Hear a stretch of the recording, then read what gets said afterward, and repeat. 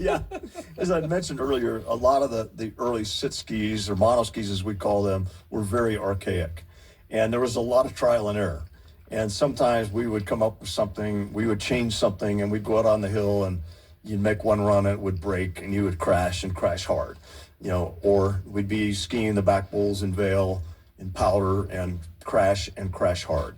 But we learned along the way how to make improvements and changes. And I provided a lot of input, with certain people that were coming up with all these new technologies about what worked and what didn't work with the sit skis. So that was really, special for me.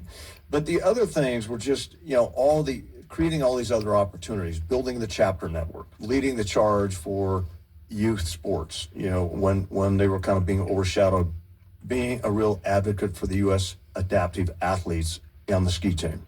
There were a lot of things politically that were happening between the U.S. Olympic Committee, U.S. Skiing, and even Disabled Sports USA at the time. And the athletes were getting shuffled in between, and they needed a strong voice.